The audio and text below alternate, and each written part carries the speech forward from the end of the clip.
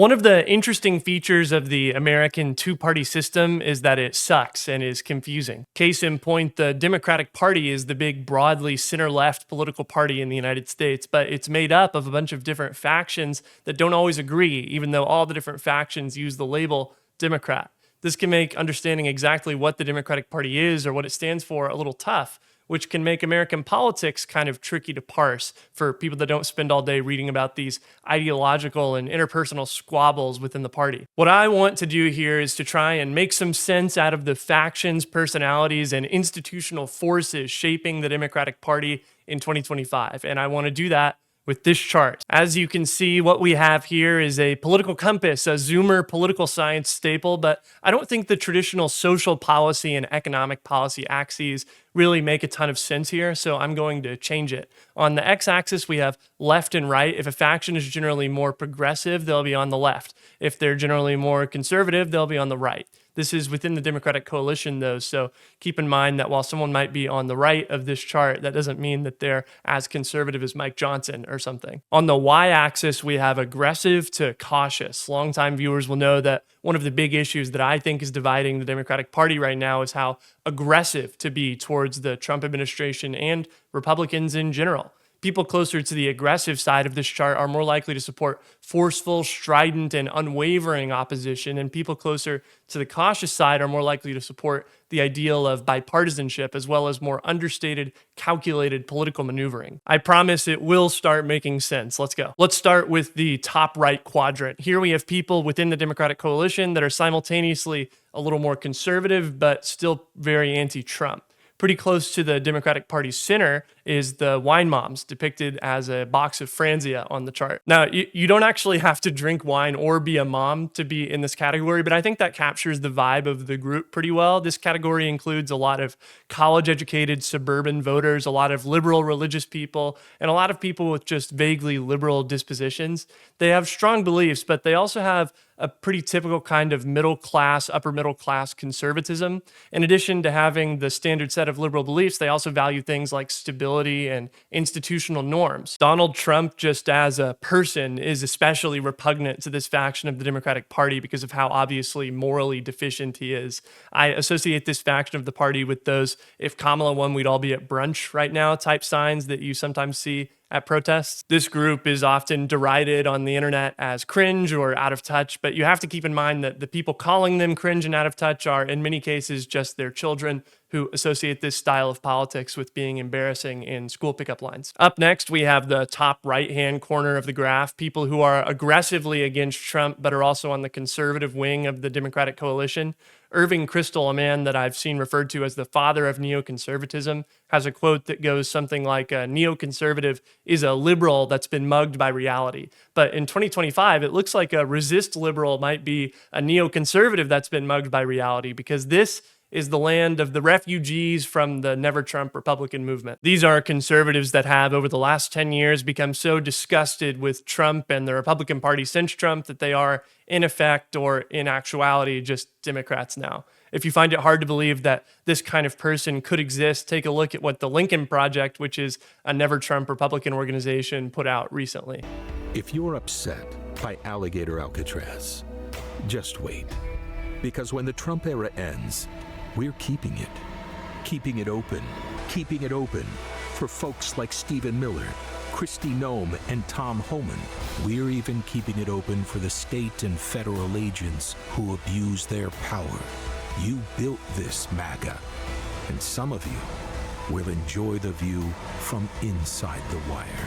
Threatening to throw Trump officials and ICE agents into the prison that they're building down in Florida is more aggressive than the rhetoric you'll get from like 80% of Democrats, and certainly from almost every single elected Democrat. The Bulwark is another good example of a group of Never Trump conservatives that support the Democratic Party these days. Here's Bill Kristol, writer and former chief of staff to Vice President Dan Quayle, and my mutual on Blue Sky, talking about what he'd like to see happen to the Department of Homeland Security. DHS, really, I sort of had come around to defunding ICE about a month or two ago, but now I'm just on the defund DHS thing. Would this country ultimately be safer if there were no DHS? So pretty aggressive in terms of strategy and feelings about Trump and the Republican Party, but still conservatives at heart, ultimately. I live in Texas, and I know a lot of people like this, people who were basically lifelong Republicans but could not stand Donald Trump.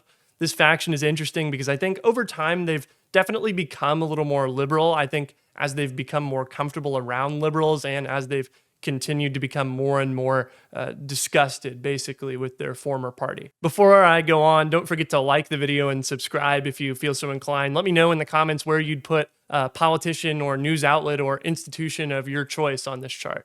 Okay, next we're gonna do the conservative and cautious quadrant. These are people, organizations, and institutions that are within the Democratic coalition, but generally favor a political strategy that emphasizes political norms, bipartisanship, as well as a slightly more conservative agenda. First, we have Democratic leadership, represented here by Chuck Schumer. What really defines Schumer and a lot of the Democratic leadership in 2025 to me is how reticent they've been to have really direct conflict with the Trump administration. Schumer, for example, was not willing to force a government shutdown earlier this year over a budget bill that had pretty wide opposition from within the Democratic Party. One of the big things that you'll hear from this faction of Democrats is talk about basically anything that Trump does being a distraction. Here's Nancy Pelosi talking about the Epstein case being a distraction, for example.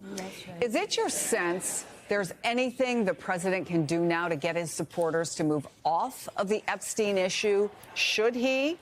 Where do you land on this? You know, again, this is a distraction. But again, whether it's Jeffrey Epstein or Alcatraz, it's all off the subject of what they're doing with this budget that is harmful to the kitchen table, meeting the kitchen table needs of the American people. This faction of the Democratic Party really does not seem to think that voters care about that sort of thing and wants to focus more on kitchen table issues. If you've seen my video about the polling addiction that some politicians have, you'll be familiar with Chuck Schumer's methods of trying to divine the will of the American median voter via imaginary friend. Schumer's also said, when asked what the Democratic Party's strategy is for combating the Trump administration, that he wants to wait until Trump messes up enough that his approval falls in the polls enough that Republican politicians stop being too afraid to work with Democrats. Implicit in this strategy, I think, is a pretty high value placed on working across the aisle, so to speak. This point about polling brings me to the journalist Matthew Iglesias. I have a picture of him below Schumer here, less as a representation of him personally as a guy, and more as a representation of this idea called popularism, which is the idea that the Democratic Party needs to de-emphasize issues that polls show as being unpopular for Democrats. The key example of this kind of thinking from recent memory was popularists like Iglesias discouraging Democrats from talking about the case of Kilmar Abrego Garcia too much because it was connected to the immigration issue, which was unpopular for Democrats at the time. I think this argument is maybe theoretically important to consider, especially whenever you're running up against a time crunch scenario like around an election. But with the benefit of hindsight, I think we can also see that that case, the Kilmar Abrego Garcia case, and really the Democratic Party's reaction to the Trump administration's actions on immigration in general have actually made the Trump administration poll worse on immigration by intentionally emphasizing and shining a light on some of the worst examples. Democrats seem to have made Americans see the Trump administration's actions on immigration in a more negative light. Within this same quadrant, but further to the right, we have the Blue Dog Caucus. The Blue Dog Caucus is basically for more conservative Democrats.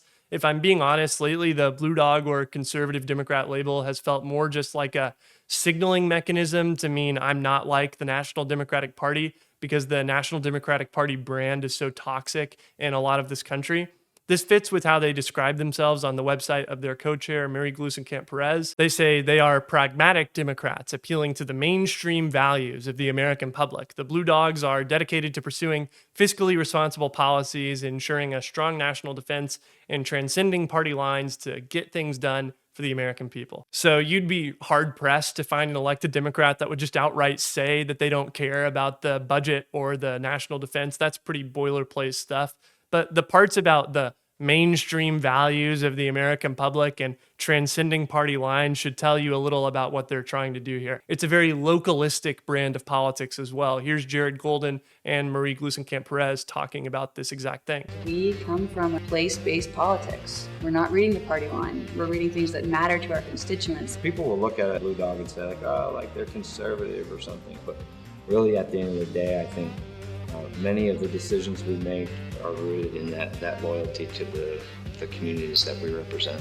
So you can count on Blue Dogs to be a little more conservative than other Democrats in terms of their policy, very much interested in signaling their independence from the national party or allegiance to conservative cultural practices in very highly visible ways.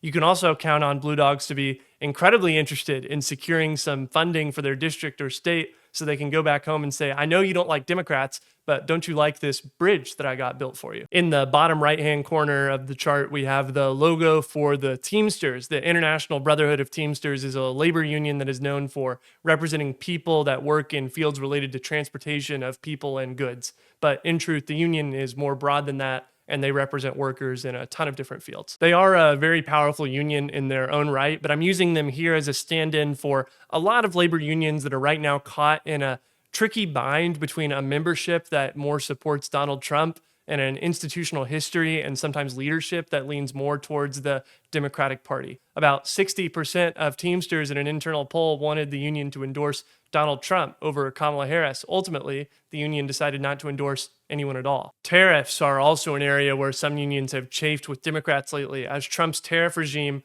rapidly polarizes Democratic voters against the idea of protectionism. This has put some unions that have historically supported some tariffs but also have a good relationship with the Democratic Party in a pretty awkward position. Now, it's not necessarily the same story for unions that represent more traditionally white-collar type work, but I'd say these kinds of dynamics are playing out across a lot of different unions that represent more traditionally blue-collar work right now.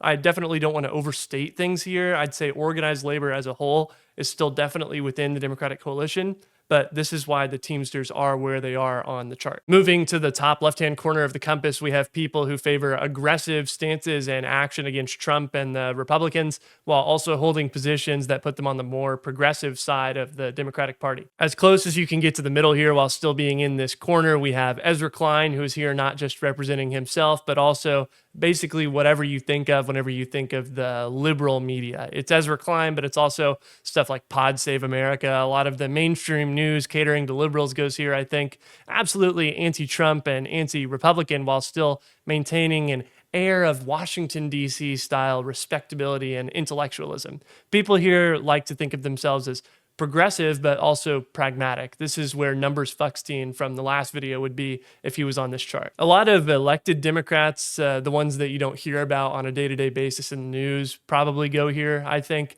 elected Democrats that live in this zone, I think would have been very into the idea of holding up those little signs at the State of the Union, and the fact that a lot of the Democratic base thought that this was not enough probably freaked a few of them out, actually. There's a few Democrats who I think I would have put in this spot at the beginning of the Trump administration, but I think have been emboldened to take more aggressive action, specifically because the base is demanding it. Cory Booker, I think, is a good example here. He's not traditionally thought of as some firebrand radical, but he staged a record-breaking 25-hour filibuster to protest the Trump administration, which I think was very popular among the base of the Democratic Party. Senator Van Hollen, who flew to El Salvador to basically get proof of life for Kilmar Abrego Garcia, I think is another good example here. Both of these guys seem to understand the kinds of things that the Democratic Party base wants to be seeing from its leaders right now. Highly visible opposition that doesn't feel ordinary. Just north of the Ezra Klein photo, we have the logo for the No Kings protests. I'm using the No Kings protest logo just as a stand-in for where I think a lot of the Democratic Party base is right now. The No Kings protest itself was not an incredibly ideological affair. It was very much a big tent anti-Trump thing. I went to one and saw basically every kind of person, every ideological persuasion was well represented. I saw union people, I saw resist libs, there were even some anarchists that had set up a table. I'm putting it slightly on the progressive side, but really what united that protest and what unites a lot of the Democratic Party base right now isn't necessarily ideology. It's a general feeling that the Democratic Party is not doing enough, is not fighting hard enough. This is why I think you see a ton of people get really excited basically anytime anyone does something very visibly against the Trump administration, regardless of the ideology that's actually motivating it. I'll see people in this camp cheer on AOC and Bernie's fighting oligarchy rallies one day, and then cheering on Gavin Newsom threatening to do a super gerrymander in California if Republicans try and do one in Texas. This group of people is just really really mad right now and will support any politician that's willing to be mad with them. Briefly, I want to touch on Gavin Newsom because he occupies a kind of interesting space right now within the party, I think. He is an institutional Democrat. He is not some insurgent populist candidate. The man is a political animal of the highest order, born out of the California Democratic machine. Lately, he's clearly been trying to make some sort of pivot towards the center, but he's also governor of California, so I don't think he's ever going to be able to pull off moderate. So if he's like this, then who is the Newsom constituency? Well, I think if there is a hard core to Governor Bateman, it's that he really, really hates the Republican Party. Check out some of these clips. Ron has literally the worst mental health system in America, forgive me, outside of Mississippi and Texas. Recently, the press office called Stephen Miller a cuck on Twitter. How do you differentiate yourself from Trump if you're using state and personal social media accounts to name call and attack him? Well, it's a response to Stephen Chung in the White House and his use of that word. I don't think they understand any other kind of language, so. But 9 out of the 10 dependent states, welfare states, are Trump states. The donor states disproportionately the blue states. 71% of the country's GDP comes from blue counties. Mm-hmm. These same crack-up counties with all these crazy liberals that can't get out of their own goddamn way and the world's come to an end. It's 71% of the economy of the goddamn country, man. These are just a couple examples, but you get the sense basically anytime you hear him talk that there is some real venom there for the Republican Party. He hates the people that run the Republican Party, the people that fund it, the people that govern on behalf of it. He hates the results that it has produced. He's also had some very high-profile conflicts with the Trump administration lately regarding the Trump administration sending the National Guard and Marines to protests in LA, as well as the Trump administration threatening to withhold disaster aid from California. He is, I think, liberal anger at the last decade personified. And this is how I explain why he continues to attract loyal internet foot soldiers and endless speculation about a 2028 run, despite, to my eyes anyway, being a very party machine type guy in an age of populism and also being pretty flexible with his actual beliefs lately. Okay, moving on to a tendency that you mostly just see online, but one that I think is worth noting anyway because I think it has potential future cultural implications. Biden with laser eyes making finger guns on my political compass here represents dark woke. Dark woke, I think, is best understood as a total rejection of civility politics from the left. You'll see people referencing dark woke when talking about the recent trend of Democrats performatively cursing, but this isn't really it. There is a lot of cursing, a lot of name calling, that sort of thing. But more than that, dark woke is basically trying to adapt right-wing troll culture, but for the left, while attempting to aggressively assert cultural superiority over American conservatives. It's a reaction both to the modern culture of the right wing, which is incredibly supportive of trollish behavior, even from prominent politicians and influencers, and it's also a reaction to the sort of typical Democrat, when they go low, we go high response to insult and bad behavior from Republicans. Here's a post with 8.5 million views and 144,000 likes on Twitter that I think is reflective of dark woke. Okay, finally, we move on to the rose logo of the Democratic Socialists of America. This is people like Bernie Sanders, Alexandria Ocasio-Cortez, and of course, the current darling of this faction, Democratic nominee for mayor of New York, Zohran Mamdani. This faction is generally progressive socially, but they're more defined by their economic agenda. Zohran Mamdani, for instance, won the Democratic primary for mayor of New York off of a platform that really emphasized things like a rent freeze for people living in rent-stabilized units, making buses free, and a pilot program for city-owned grocery stores to make groceries cheaper. Most of this faction has also been very aggressive with its opposition to the Trump administration. The Fighting Oligarchy Tour is a series of rallies across the country headlined by AOC and Bernie, just as an example. This faction also has beef with the more establishment factions of the Democratic Party. The feeling is definitely mutual, by the way. One of House Minority Hakeem Jeffries' people told Politico that some of the more establishment-type Democrats in New York have taken to calling the more Democratic Socialist challengers in primaries team gentrification. Team gentrification is also an insult that you would only hear inside one of these internal Democratic Party fights. I just think that's so funny. Anyway, I'll continue. That phrase reflects that Mamdani turned out young progressives who, according to unofficial election data, were largely whiter and wealthier as a whole than the longtime residents of the districts represented by Jeffries and by others being targeted for primaries. But it also speaks to the resentment that many Democratic politicians in the nation's largest city and in places around the country that aren't as deep blue as New York have at being told by Mamdani supporters that there's a new reality that they all now need to adapt to, and quickly. I go back and forth about how important the actual Democratic Socialists of America organization is to this faction. Surely it's important somewhat. Sometimes they seem relatively politically savvy and capable. Sometimes they seem to get stuck in that Monty Python parody of leftists. Judean People's Front. For the People's Front of Judea. Judean People's Front. Oh, wankers. Certainly, though, the Democratic Socialist faction as a whole is influential. According to one poll AOC, when respondents were asked in an open-ended question about which Democratic leader they thought best represents the core values of the party, came in first with 10% of the vote, and Bernie Sanders came in second with 9%. I think it's also worth noting that this faction is where most of the prominent pro-Palestine activists within the Democratic Party are right now, but feelings about Palestine are improving across the Democratic Party. On to the final quadrant. This one should be pretty quick. Here we have people who are simultaneously progressive and more willing to collaborate with the Trump administration or Republicans.